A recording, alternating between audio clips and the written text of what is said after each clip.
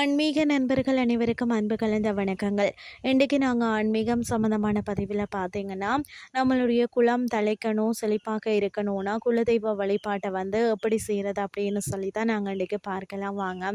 அதாவது இப்படி குலதெய்வ கோவிலில் வழிபாடு செய்யும் பொழுது பார்த்தீங்கன்னா, சக்கரை பொங்கல் நெய்வேத்தியம் படைத்து பூஜை செய்ய வேண்டும் என்ற ஒரு பழக்கம் புழக்கத்தில் இருக்கிறது. ஏன் சக்கரை பொங்கலை நெய்வேத்தியம் படைக்கிறோம், வேறு ஏதாவது கூட படைக்கலாமே, குறிப்பாக சக்கரை பொங்கல் குலதெய்வத்திற்கு படைப்பது ஏன் அப்படின்னு சொல்லியும் இன்றைக்கு நாம் ஆன்மீகம் சார்ந்த பதிவில் பார்க்கலாம். நாம் ஒவ்வொருவரின் ஜனன ஜாதகத்தின் படி பார்த்தீங்கன்னா 12 ராசிகள் அமைய பெற்றிருக்கிறது. ஒவ்வொரு ராசிகளும் ஒவ்வொரு விதமான பலன்களை கொடுக்கக்கூடியது.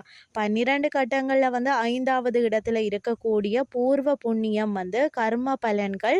இந்த 5ஆம் இடம் பார்த்தீங்கன்னா ரொம்பவும் முக்கியமானது. புத்திர பாக்கியம், அறிவுத்திறன், கல்வித்திறன் என்று நம்மளுடைய வாழ்க்கையில் முக்கியமான விஷயங்களை தீர்மானிப்பது இந்த 5ஆம் இடம்தான்.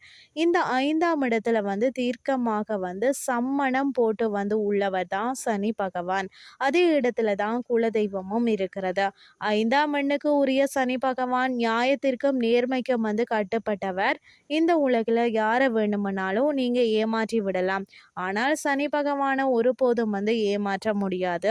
அதாவது செய்த பாவத்திற்கும் புண்ணியத்திற்கும் உண்டான பலன்களை அவர் சரியாக கணக்கு போட்டு கொடுத்து விடுவாராம். அப்படிப்பட்ட சனி பகவானுக்கு உரிய 5ஆம் இடத்துல பூர்வ புண்ணிய பலன்கள் அமைய பெற்றுள்ளதால் தான் நாம் கர்ம பலன்களால் உண்டாகக்கூடிய பிரச்சனைகள்ல இருந்து நம்மளை விடுவிக்க குலதெய்வ அருள் தேவை என்று சொல்லப்படுகிறது. குலதெய்வ அருள் இல்லைன்னு சொன்னா பல துன்பங்கள் நம்மளை துரத்தி கொண்டே இருக்கும்னு சொல்லலாம். எந்த தெய்வத்தை நீங்க நிந்தித்தாலும் குலதெய்வத்தை நிந்திக்க கூடாது. அதாவது நம் நலன் மீதும் முழு அக்கறையும் பாதுகாப்பும் கொண்டுள்ள குலதெய்வத்தை வழிபாட நாம மறக்க கூடாது. அறுசுவைகளில் ஒவ்வொரு கிரகத்திற்கும் உரிய சுவை ஒன்று. அதாவது அந்த வகையில் தான் சனி பகவானுக்கு உரிய சுவை கசப்பு. நீங்கள் கசப்பு எனும் இந்த சுவையை அதற்கு எதிராக இருக்கக்கூடிய இனிப்பு எனும் சுவையை கொண்டு தான் கையாள வேணும். அதனால் தான் குலதெய்வத்திற்கு இனிப்பான சர்க்கரை பொங்கலை தயார் செய்து படைச்சு நீங்கள் வருடம் கர்ம பலன்களை தீரணும்னு சொல்லி பிரார்த்தனை செய்து கொண்டு வருகிறோம். நாம் செய்த பாவங்கள் அத்தனையும் நம்மளை மட்டுமல்லாமல் நம்மளுடைய குலத்தையும் பாதிக்கும்.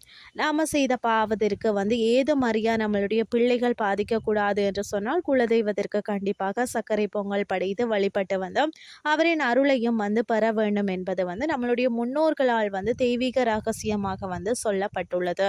இன்றைய ஆன்மீகம் சார்ந்த பதிவு உங்களுக்கு பிரயோசனமாக அமைஞ்சிருக்கும்னு சொல்லி நான் நம்புறேன். இதே மாதிரி இன்னும் மற்றொரு ஆன்மீகம் சார்ந்த பதிவோடு உங்களை சந்திக்கிறேன். நன்றி.